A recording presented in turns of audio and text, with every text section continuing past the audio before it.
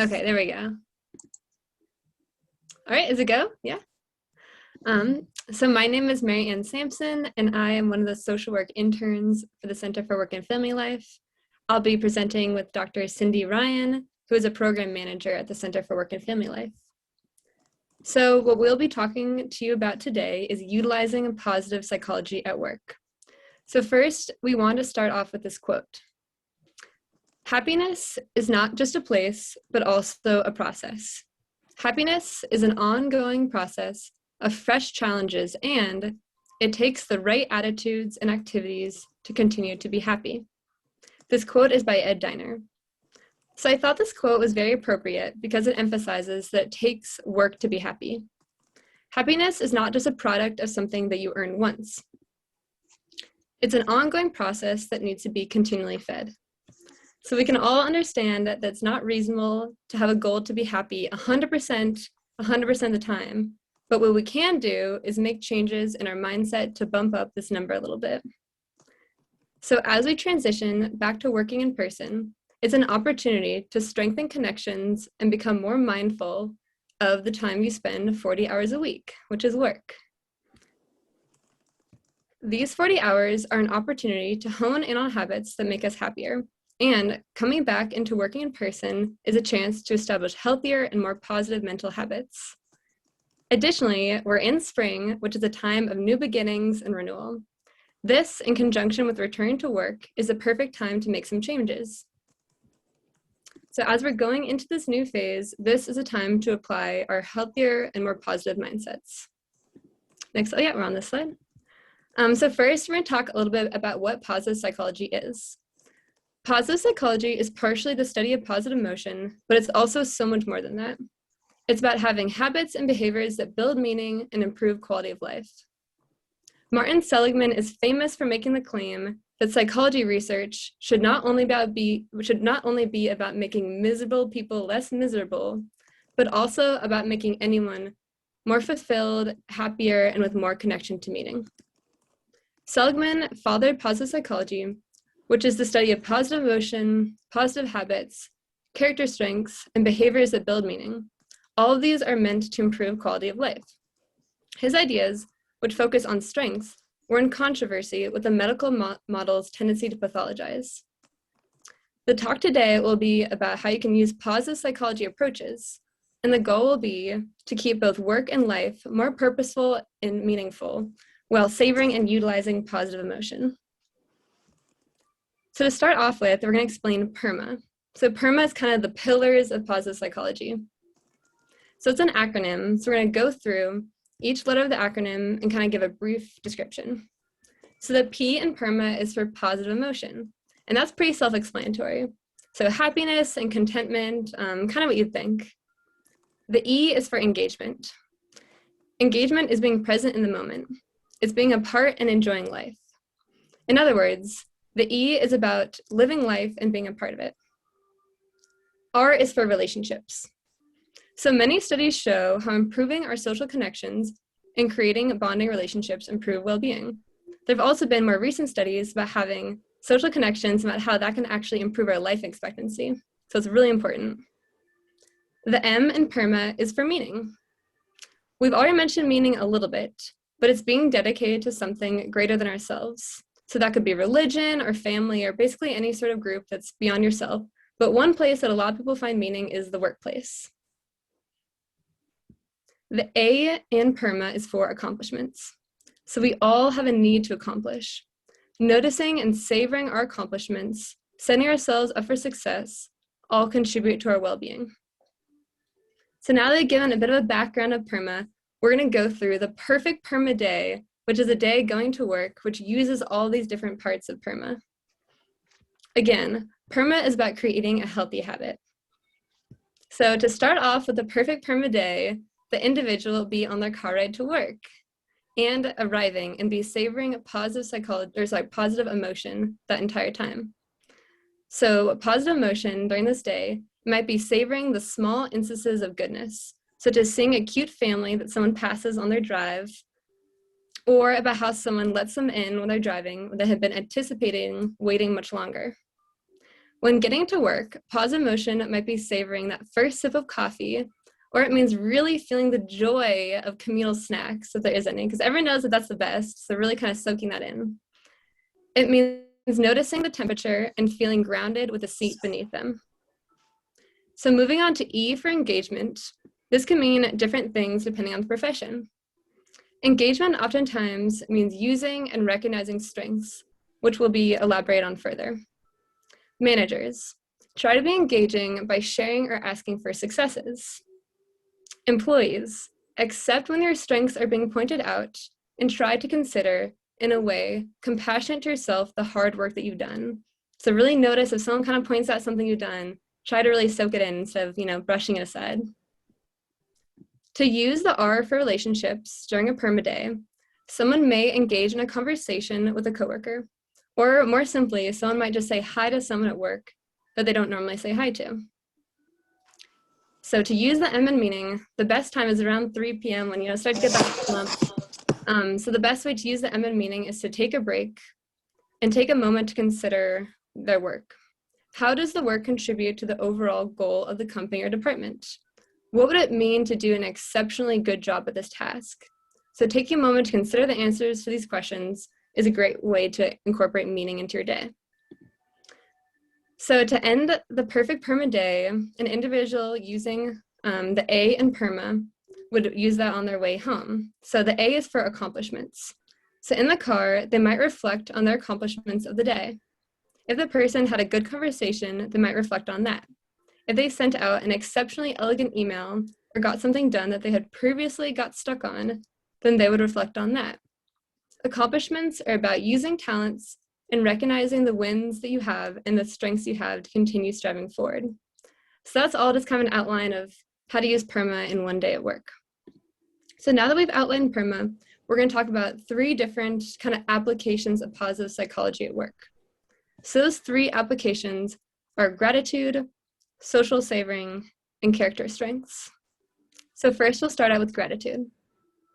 So there's been a lot of research and attention on gratitude recently, and it's very much so warranted. Studies show that gratitude improves mood and happiness.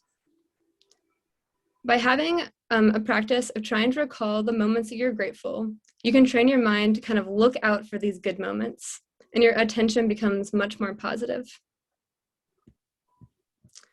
Moving on to social savoring. Social savoring is when someone mentions a positive story and an individual asks more and really tries to relive the positive story with the person. So the idea of social savoring is to kind of look out for those positive stories or positive parts of a conversation and then elongate them. In other words, it means jumping on the success of another person and really listening to the account. And this can easily be applied to the workplace. And evidence backs up this habit of social savoring. So one study of 49 married couples indicated that relational savoring, which is the same thing as social savoring, increases the quality of relationship and levels of self-esteem. So one of the neat things about this study is that the individual whose success was being celebrated and elongated, their self-esteem went up. But surprisingly, the member of the couple who was asking more about the success, their self-esteem also went up. So it can be a good thing for both the asker and the receiver of social savoring. Another study indicated that social savoring promotes positive relationships when experiencing a wholehearted response. So that's in more friendships versus couples as well. So the last application that we're going to kind of outline is character strengths. So one great way to determine your character strengths are to take the VIA Institute Character Strengths Test. Noticing and embracing strengths ensures an individual is using the best part of themselves. So oftentimes we kind of think of strengths kind of more as skills, so such as being fast at typing or cooking or that kind of thing. But character strengths are different because they're enduring and can be applied to many situations.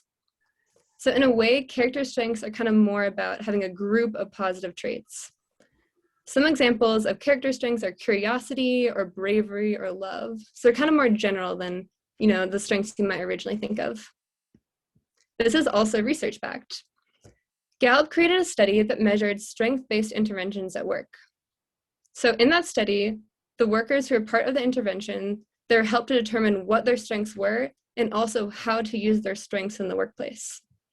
The study included almost 50,000 business units across 1.2 million employees across 22 organizations in 7 industries in 45 countries. So in other words, the study was very representative and there's many people involved. The researchers found that after the strength-based intervention was used, that there was a 10 to 19% increase in sales. So essentially those who were able to use their strengths were more effective. The researchers also found that there was a 3 to 7% increase in customer engagement. So not only that, but the customers saw this change. Lastly, the researchers found that there's a 6 to 16% lower turnover rate. So essentially for all reasons, the employees stay at their company more so than they would have otherwise because they're using their strengths. We can go on to the next slide. So now that's been established what these interventions are about and some evidence behind them, now we're going to talk about how to apply these, this gratitude, the social savoring, and the strengths. So starting off with gratitude, one of the most common ways to use gratitude is the 3 good things exercise. So you might have heard of this before. Seligman was one to originally coin it. So with this, a person at the end of the day reflects on 3 good things that happened to them. So you can do this a couple different ways. So one is just be kind of thinking about it and maybe setting a reminder to think about it. Another way you can do it is to, on a pen and paper, to go ahead and just write it down by hand. You can also email it to yourself or that kind of thing. But a great way to do the 3 good things exercise is also to download an app. So for those with an iPhone, Optimism is a great app. So kind of this little like yellow square with the smiley face, that's Optimism for those with an iPhone. And then Presently is the same thing for those on Android. So it's the one that's kind of like a little leaf. So that's a really great way to do this exercise. So a great thing about those apps is that there's no need to make an account. You don't have to put in your email or like fill out a bunch of things. You just go ahead and download it and you can start recording. You set reminders for towards the end of the day, so 7 or 8 or 9 p.m., and that will remind you, and it'll pop up and say what 3 good things happened to you that day. So the really neat thing about this exercise is that you'll start to notice how much you look out for the good things, because you kind of go throughout your day and kind of think, like, oh, maybe this is something I'll write down. And then before you notice, you'll kind of realize that towards the end of the day, you have 10 things you want to write down. You kind of start looking out for the more positive things. Another really neat thing about this practice is that in a moment of weakness, you can go back and see your previous recordings. So a time that you're feeling down, you can go back and see, if you've done it for a couple weeks or something like that, you'll see many, many entries of the good things that have happened to you. Social savoring is another practice that can easily be applied to the workplace. So as I mentioned, the main idea is to stretch and focus the accomplishments of others, and the workplace is a great place to do that. So for example, one of your coworkers might mention kind of casually positive feedback from a client. So what you can do is ask exactly what that client said and try to get as much detail as you can. Another thing you can do is kind of ask, how did it feel to hear that positive feedback? Or you can ask, what strengths do you think you had that contributed to this project being so successful? When you start doing this, you'll notice how positive your conversations become when you really start to elongate the good in others. I think oftentimes it can be kind of a natural thing to, sometimes mention things on a little bit more negative side. The cliche is to talk about the weather. But I think what you'll start to notice when you're really jumping on the more positive things people mention at work is how much you become the positive person in the office and how much you start enjoying your conversations more. So now we'll talk about this more about the character strengths. If you go on to the next slide, please. Thank you. Okay, so now diving a little bit more into the character strengths. So as I mentioned, the best way to really apply this is to take that strengths test. So it's only like 10 or 15 minutes long. It's super short, super easy. So you go ahead and do that, and then you can download your strengths profile. And so that has a list of all 24 character strengths and you had them in order of how much you self-report you use them. So the reason why it's so important to really spend time and effort thinking about your character strengths, because humans are wired to remember their failures more than focusing on their strengths. The reason for this is that evolutionarily, it's better to really dwell on the things that people have done wrong, but that's not really adaptive anymore because most of our mistakes nowadays or most of our failures aren't fatal. So the reason we do this is kind of rewire ourselves to notice more of the good things we do and the strengths we have and how they can help us. So what I'm going to do now is kind of take you through some of the character strengths that you wouldn't initially think apply at work. So there are some character strengths like perseverance or leadership that, they're a little bit more obvious of how you can use them in the workplace. But I purposely chose like curiosity and love and that kind of thing because they're kind of ones you don't initially kind of think you can use during the workday. So starting with curiosity. Curiosity is taking an interest in all ongoing experience. So one way that you can use curiosity at work after COVID is to take a new route to work. So purposely take a wrong turn and then really notice your surroundings. Another way to use curiosity is to ask a coworker a new question. So maybe someone you don't usually talk to or just something you really want to ask, some sort of work-appropriate question that you're curious about the answer to. Another way to use curiosity is to eat something new. So if you're if you're in a situation where you're buying lunch, maybe you're buying some sort of food from a different culture and then researching what the cultural significance is, or about how to make the food, or kind of just more information about it. So that way you can feed your curiosity during your workday. Love is another character strength. So love is the value of close relationships with others, in particular, those in which sharing and caring are reciprocated. So one way to use love is to do the 3 random acts of kindness. So you can Google this. There's like thousands of ideas of how to do acts of kindness. And they can be super simple. You can do them on your way to work, on your way back, or you can plan it during a work break, or even do them when you're at work. Another thing that you can do to use your character strength of love is to express your love through gifts. So I'm not promoting online shopping while at work, but during lunch or during some sort of break, it's a really good thing to use your character strengths to refuel yourself. So one of the things you can do during a break is just to look online for something, even something less than $10 you could buy for someone and get it shipped to them, which is some sort of, just express your love for them and for that you're thinking about them. If possible, it's better to make a gift other than buy, but either one, it's a great thing to do.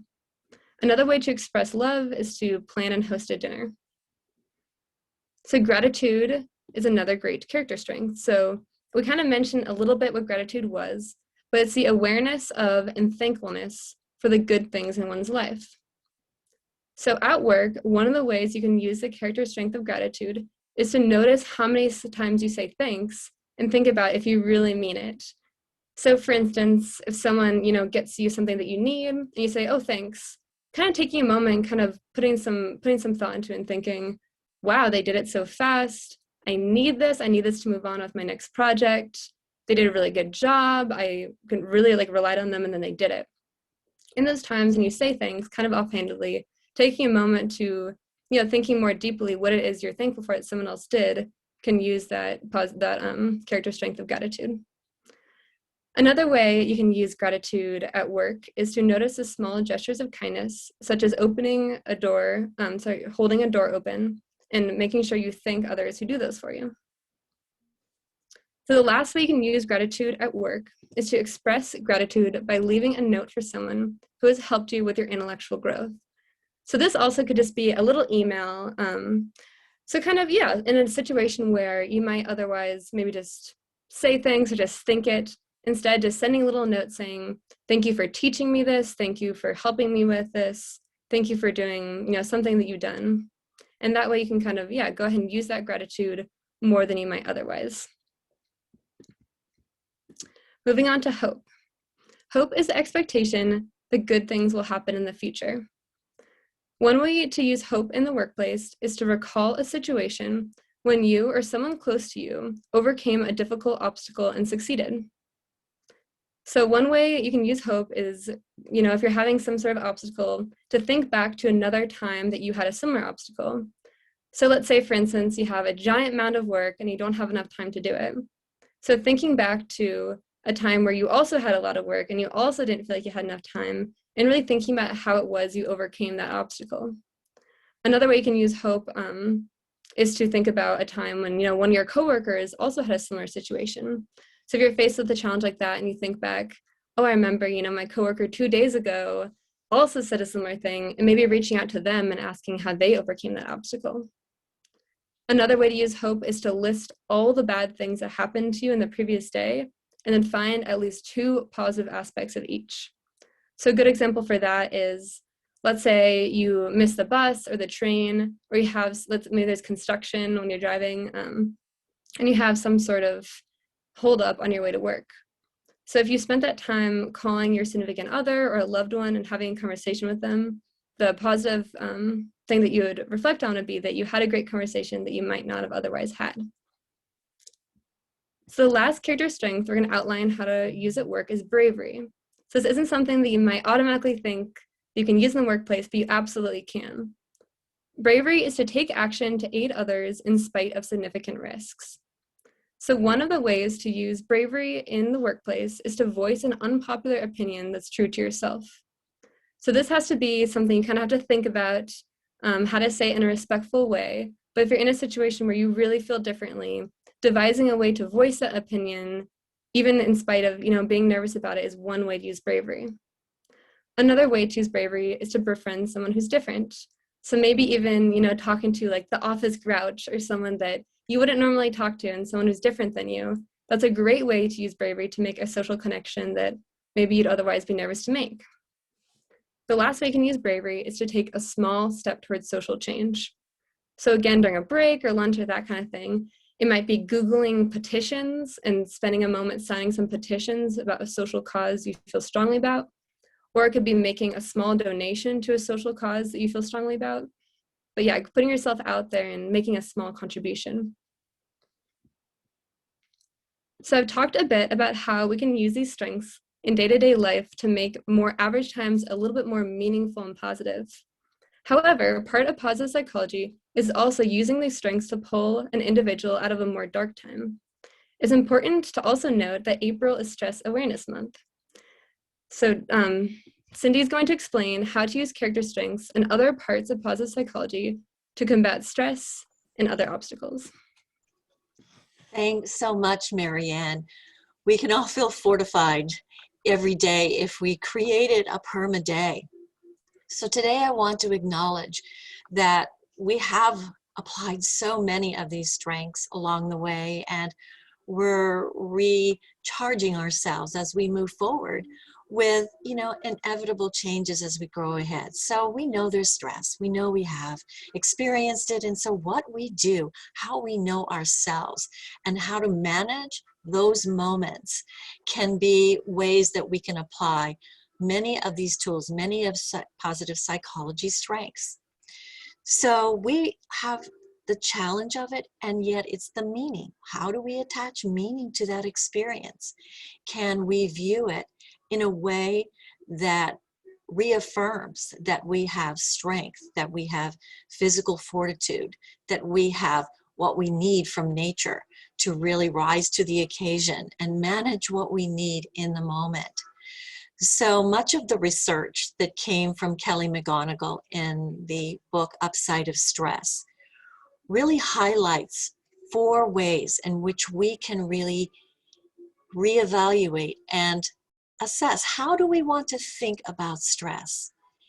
So the first step was to see the stress response as natural help. It's nature providing what we need in the moment. It is allowing us to access our adrenalines, our chemistry, to rise up and meet the challenges that we face. That it presents a chance that we're going to learn something new, that we're going to grow from that experience. And that it's our way of being ready to sort of notice and be prepared to go forward with what we need to do. So I'd encourage you to go there. She has some great TED Talks. You might enjoy hearing what she has to say. So furthering along the positive psychology realm, Martin Seligman has said these elements can also boost our resilience. And we've talked about the mindfulness aspect, being fully present in the moment. It really is us being in our element and really being immersed in what they call the flow, where you are just right there. It can be experienced when you've been reading a good book and just time gets carried away, or going on a walk and enjoying the experience of it. It's allowing yourself to be fully immersed in what that experience will be. We've heard some great thoughts on optimism, and it's really our way of training our brain. We can really sort of see not just realistically what we have to contend with, because that's part of our strength. It's also seeing the way through it. So I think noticing those both elements are so important. He emphasizes again gratitude, and I think this has been expressed so well from Marianne, and just keeping those thoughts and ways of noticing that. But in our world, we can often see it from, is it less than, or is there an abundance? And if we see that we have an abundance within to carry on and handle anything, we can move forward. Spirituality is, again, this sense of connection with greater meaning. You are fulfilling such a higher purpose every day to really notice and fulfill that. So we want to be a resource. We want to be a support system. We want to remind you of our resources through the Center for Work and Family Life.